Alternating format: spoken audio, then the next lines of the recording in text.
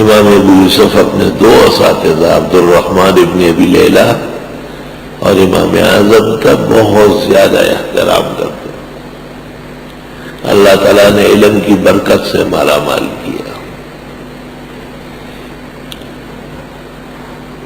کہا جاتا ہے کہ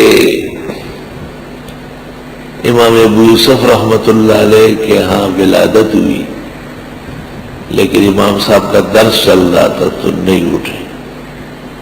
پھر بیماری کی اطلاع آئی، بچہ فوت ہو گیا، نہیں اٹھے. کہا اہل محلہ سنبھال لیں گے. وجہ یہ تھی کہ امام اعظم ایک مسئلے پر ایک دفعہ کلام کرتے تھے عمر بھر میں، دوبارہ موقع نہیں آتا تھا. امام ابو یوسف یہ برداشت نہیں کرتے تھے کہ امام ابو حنیفہ کیا علم امام ابو یوسف سے چھوٹ جائے، فوت ہو جائے. اور یہ التصاق کی وجہ ہے، یہ تکلف سے نہیں ہو سکتا ہے، یہ اخلاص سے ہو سکتا ہے.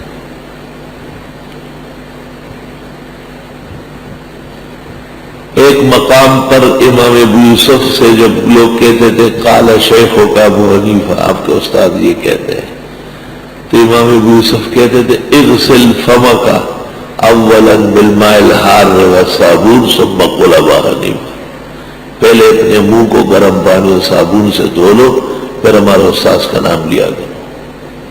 اتنا شدید احترام کا اثر تھا.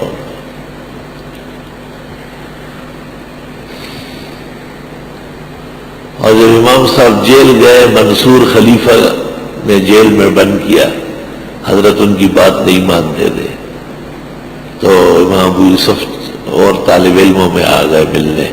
حضرت باہر آئیے، درس کا ناغہ ہو رہا ہے. قضا اتنا گناہ تو نہیں ہے، قاضی بننے میں کیا نقصان ہے. امام ابو حنیفہ نے کہا مجھے نظر آ رہا ہے تیرے منہ میں پانی اترا ہے، تو قاضی بنے گا. جب امام ابو یوسف قاضی القضات بن گئے ہارون الرشید کے زمانے میں، تو تاریخ میں لکھا ہے لوگ مبارکباد دے رہے تھے، وہ یبکی، اور وہ رو رہے تھے. لوگ بڑے حیران ہوئے تو انہوں نے یہ واقعہ سنایا کہ ہمارے استاد نے مجھے کہا تھا جب میں ملنے گیا تھا کہ تیرے منہ میں پانی اترا ہے، تو قاضی بنے گا.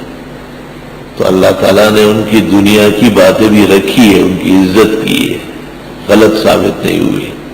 فما تقول فما قال لنا فی الآخرہ، تو ان باتوں کا کیا کہنا جو حضرت نے ہمیں آخرت کے متعلق کہا ہے.